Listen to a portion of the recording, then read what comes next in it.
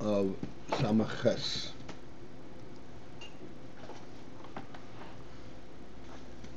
And the principle, the point that's being pointed out over here, and that we tried to get into yesterday, is the aspect of Re'iyah.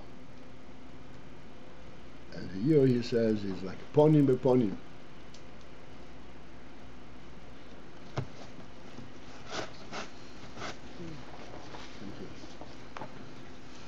This is panim panim.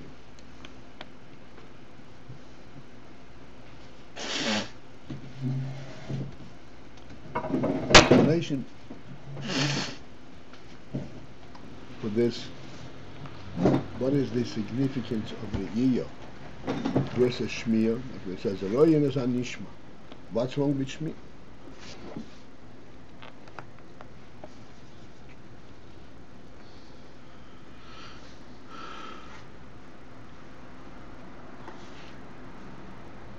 Shmiya, you only hear the metziut, whereas in the Re'iyah you actually relate to the mehus.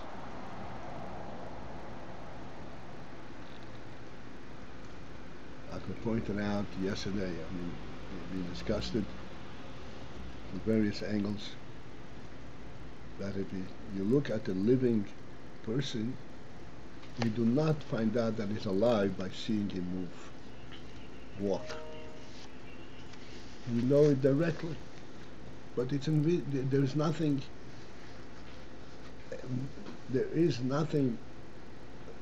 compelling you to say that he's alive. There's nothing in terms of observation. You observe his body. You don't see his soul. You see his body. And the body is the same. And yet, you see there is life in it. This seeing there is life in it is looking directly at the mehus, at the reality itself.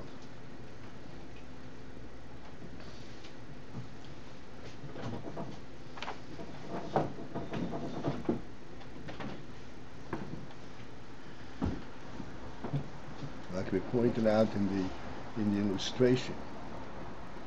Let me first, before I'll go back here. When we have an illustration, said the cup on the table and the cup being put down. The principle, the point to illustrate it this way is to start off our awareness of this from a chochmah level rather than a bina level.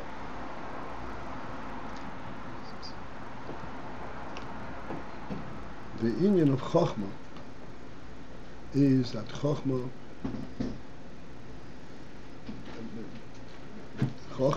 goes to the source. I've said many times. Chochmah does not see that which is in contrast to something. It goes straight to the source. The nefesh shows you something, and this is why you see it. That's what's chochmah.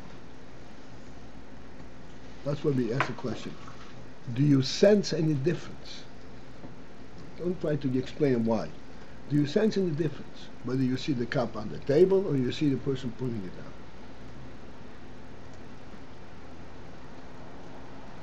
If you don't sense any difference, there's no point of discussing it.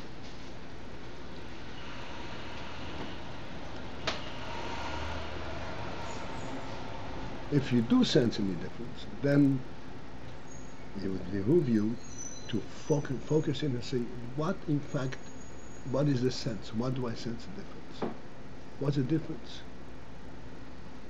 So we explained that the difference is that when you see the cup on the table, you know that somebody put it down.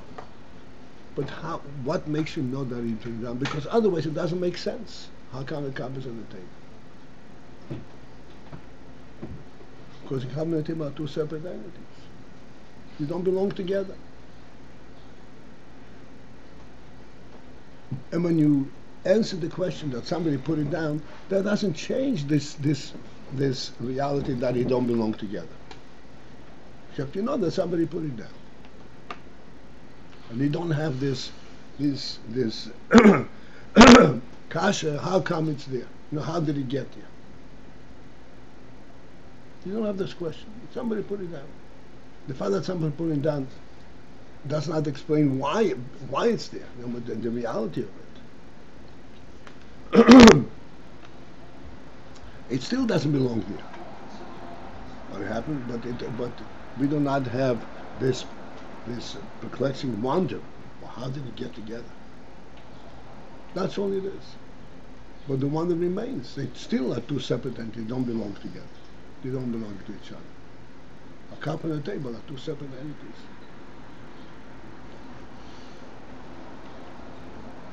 When you see a person put it down, you see a different phenomenon. The oddity of it, that the cup is on the table, is so totally removed.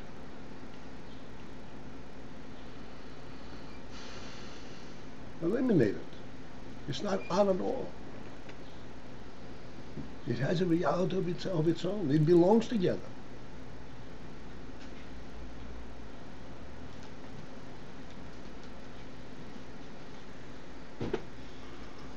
No. I thought we did away with the oddity at the outset, where we said a real view sees the clock on the wall or a cup on the table. That's because of chochmah. That's exactly right. Oh, so that's exactly right. But I'm saying that that's only through re'iyah. Oh, re'iyah takes away the oddity. Whether you see the man put it down or not, it's not odd anymore. That's true. But the man putting it down alerts you. That's it. Otherwise, I couldn't say it. This is what you say. By showing the difference, then it makes you realize there is something here that is beyond the oddity. Oh, by seeing the difference, you get what re'iyah is doing. Right. By pointing out the difference between it being on the table and so on, you say, when it being on the table, there's still an oddity.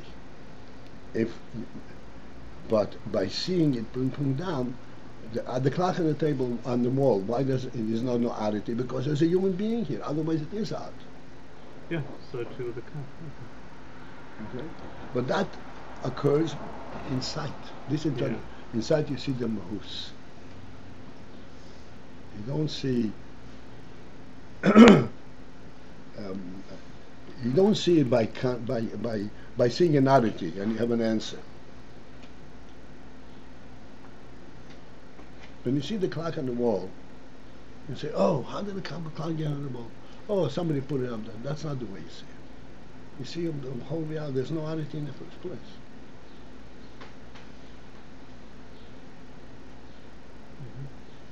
Those are panim panim. That's what the Rema is on hanishmah. Hanishmah normally is through question, through oddity. What is this about? The world from a worldly perspective is dark. Right? The world from a worldly perspective is odd to start with. Where is this kind of entity come from? What is this about? And no matter what you answer, you say, okay, so I have an answer. But the oddity remains. But when you have light, listen to that. Then you let you see the truth of it. That there's a godly presence in the world. That removes the oddity.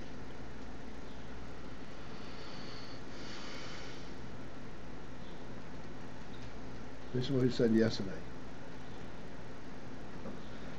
The cup on the table without a human being is a non-entity. Two unrelated objects somehow got together, and we know how they got together, but they don't represent some kind of a meaningful reality. It's a non-entity. The world without a creator is a non-entity. We have to accept it. Yeah, look, I can walk into the wall, so therefore there's a wall there.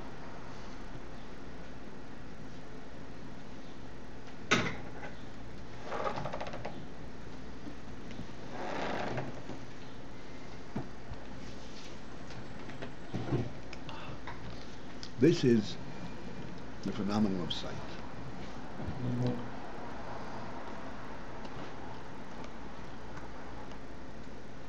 Let's talk panim. What's panim? Panim. What do you see in the face of a person? You see there's an neshama.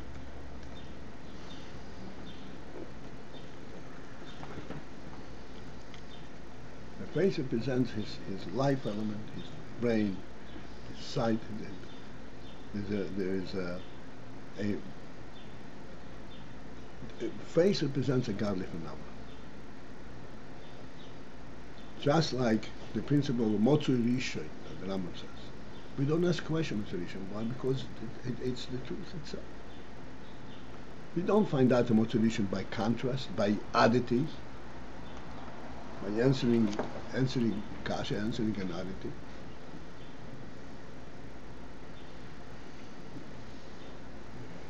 If we know that there is a motzu rishon only because we cannot explain the presence of the world, then that's not what Rambam is talking about.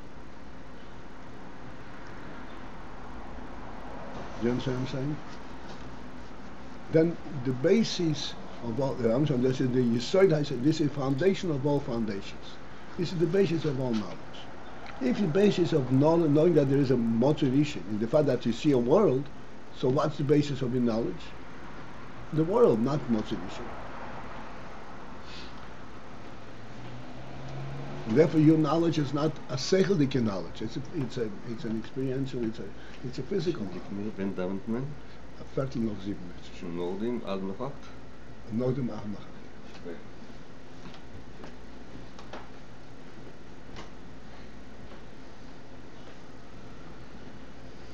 Dus je zegt panim met panim. Panim met panim is a touch. Just like I said, you see the person put down the cup. See the reality itself. Panim is not. I have a proof that there is somebody here. No, I see the somebody himself directly.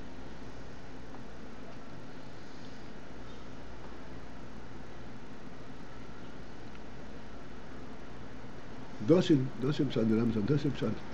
ist Dinge von Matan Teure, und this is the pshat, the Bechira, the Gadlus. Gadlus means, like we discussed the other day, the maturity that you relate to the reality itself. It's not, there's no means, you don't have to explain, you don't have to look for some kind of a gain, some kind of benefit, some kind of a reason why you relate to it. You relate to it because there's reality to it.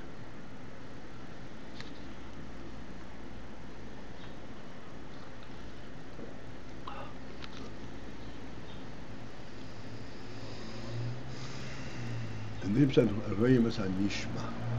Hanishmah is basically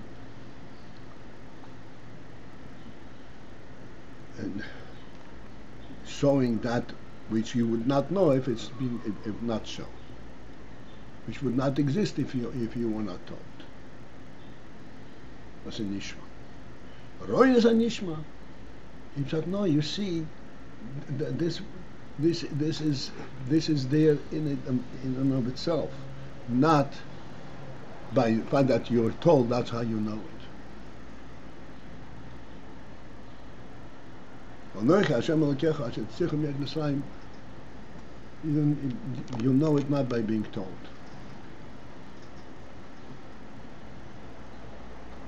This one I said before about when the Rambam says, this is the foundation of your wisdom.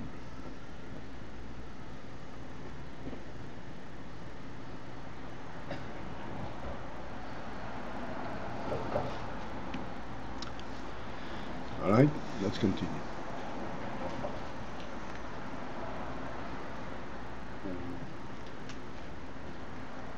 Okay, we are on top of page Samachas. We will start on the second line. In the mashal of the cup, where does the statement that says Hashem wanted the cup to be there, where does it fit?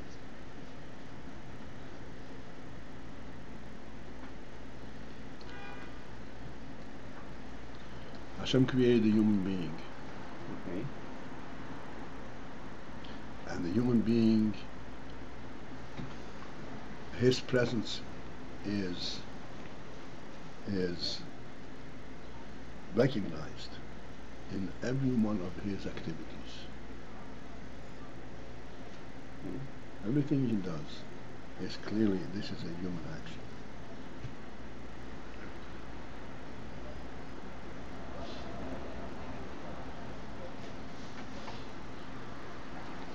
We started yesterday talking about market, right?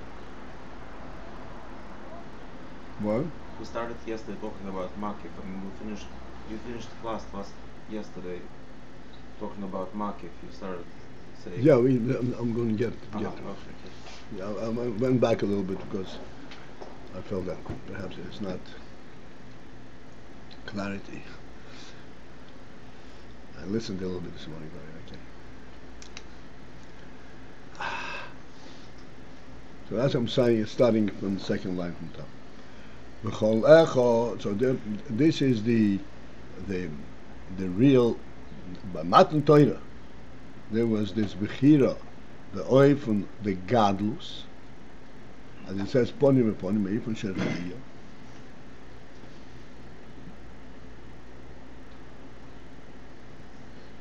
V'chol echod du partzufi. And each one of these sounds, roim as hanishmah, each one of these pronouncements, du partzufi, had two structures, two sides to it. Du partzuf hoya, hakoil yoytze, the voice comes out, and it gives out Chaim li Yisrael or Misa li Yaakov.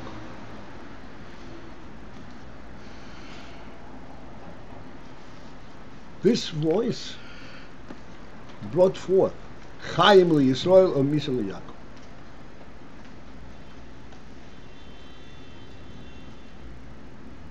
Why is it Misa li Yaakov, and how is it Chaim li Yisrael? So let's first talk Misa li Yaakov, then be able to get it by contrast.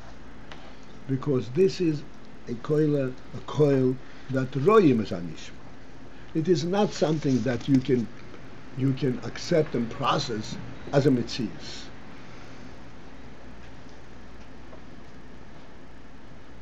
And the ear is not the result of a contrast, of a metziut.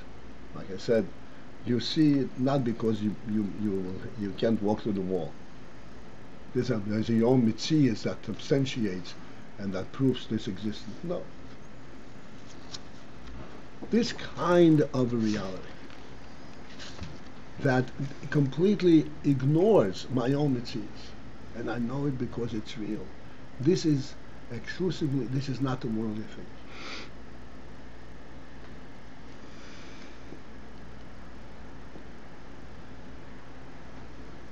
In the world, who is able to accept that?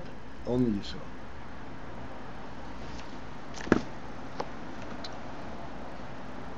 By mi akum, this causes misa.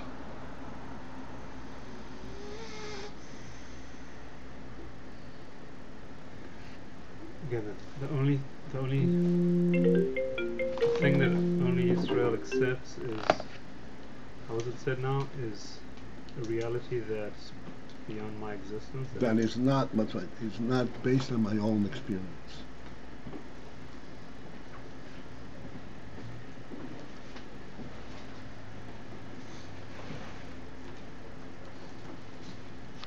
It bypasses completely my own experience, my metziut.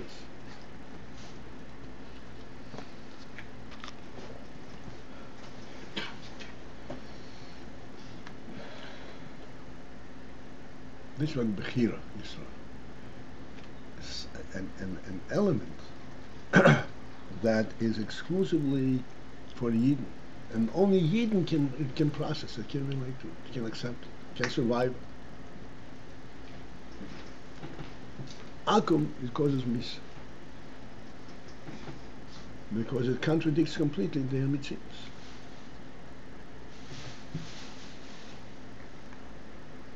It doesn't also contradict the metziut of Israel. I mean, their metziut is kind of bypassed. We said that Israel are not they, dependent on metziut. They handle the contradiction. They don't handle. They're not dependent. They're not dependent on metziut. They relate to the godly truth.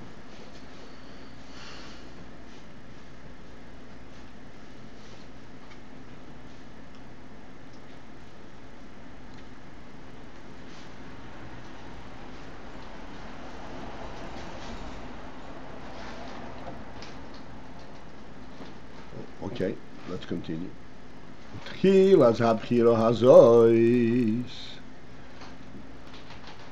And all the way, the beginning, where this Bechira originated, where was the original state of that Bechira? Hoiso be'atzmus ein soif. It was an atzmus ein soif. We discussed a little bit yesterday.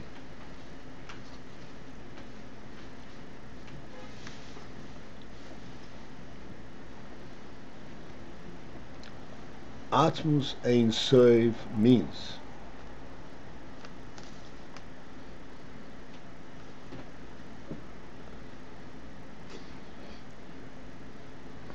the Atmos of which you do not ask, where does this come from?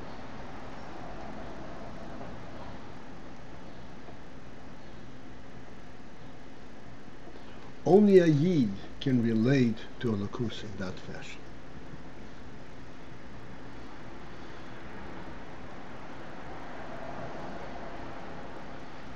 Not can relate. This is the God that they serve. The reality itself. Where does it come from? What is he doing? What does he want? And this is not even. It doesn't even come up in his thought process.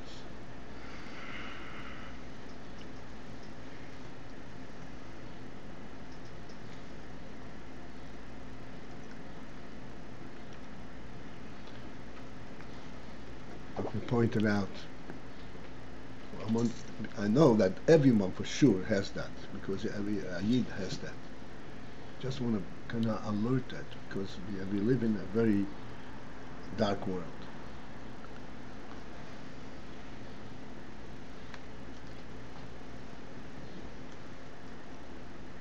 I pointed out many times.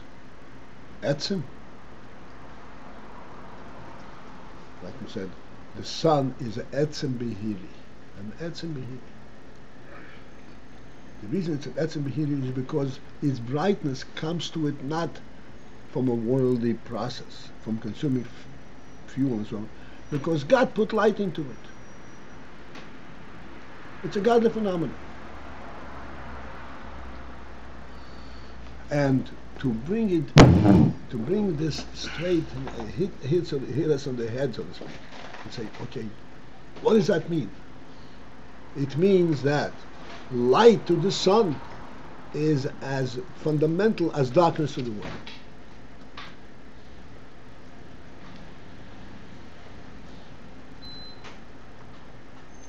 As real as darkness to the world. It's very difficult to understand, to grasp. Because darkness, take for granted, that's the way it is. The light is the result of some kind of interference.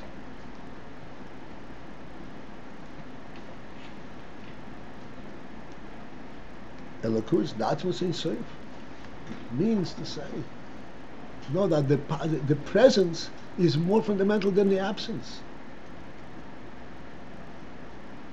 And not because there is something of present.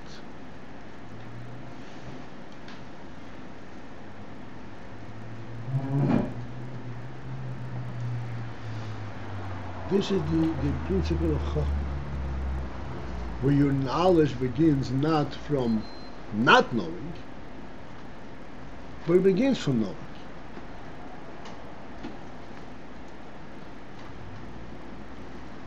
It begins from the neshama that the Rebbe gave.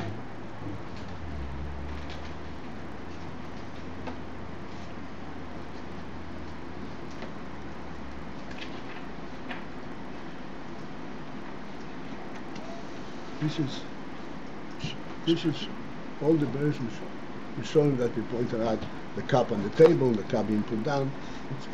It's the same thing. The cup being put down does not have an oddity. You know it not because it doesn't make sense. Because first it doesn't make sense. No, you see right away what makes sense.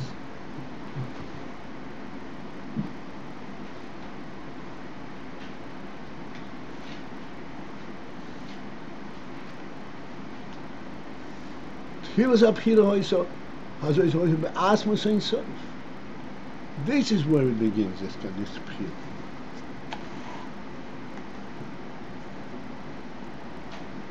pure.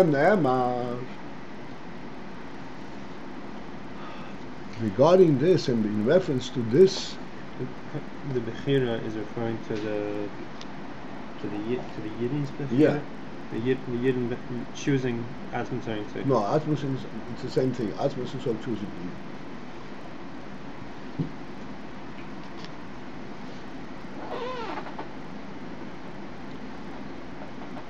The fact that the Yidden are able to relate to this.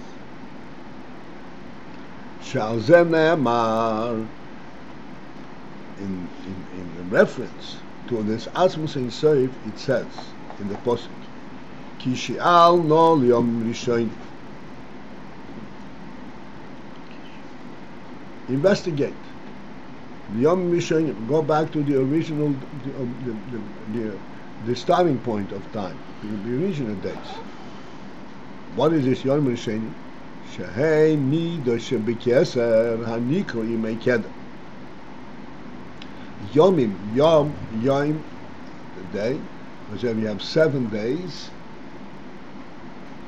Why we have 7 days? Because there are 7 midos. Each day, a day is a gilui. A midah is a gilui. This is how it manifests itself. This is how it expresses itself. To chesed, to gvura, to tiferes. This is on Yom. Yom Rishonim. What is Yom Rishonim? What are the Yimei Kedem? The days of origin, the Yor, the days before the real days began to function, which is called Yom Midah Shebikeser.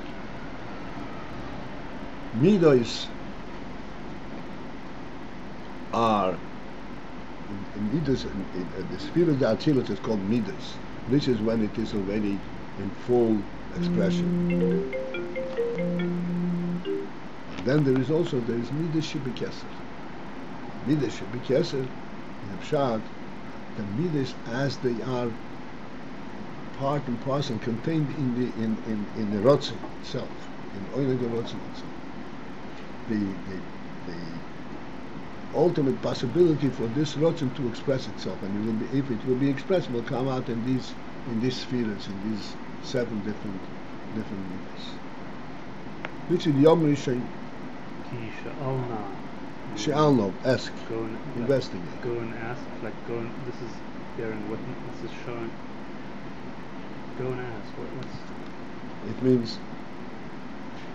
It means focus in, she'alno Yom Rishonim is weighted in the Chumash. But the Pnimis, it means that actually this begins from Yom Rishon, from the Yom Shebikeser. The Midah Shebikeser. It's called Yom Rishon. Hanikro yimei kedem. Which means to say and we're not going to that far. So let me just. So what are you supposed to? What is the focus? You should be investing. You should ask Yom Rishonim, because if you go to Yom Rishonim, you will find that there, the selection of Yisrael.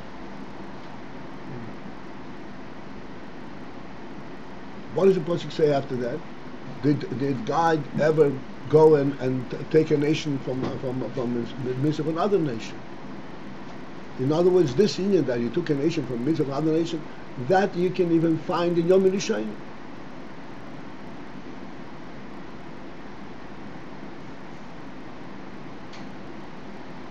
This is not just after the fact, even when being tortured by the Egyptians.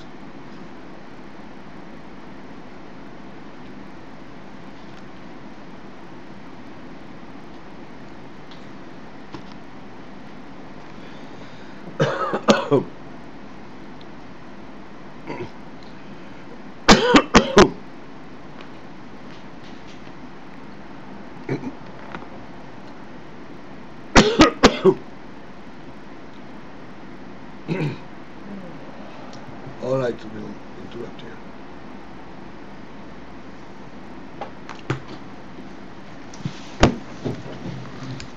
Have a great day. Disconnected.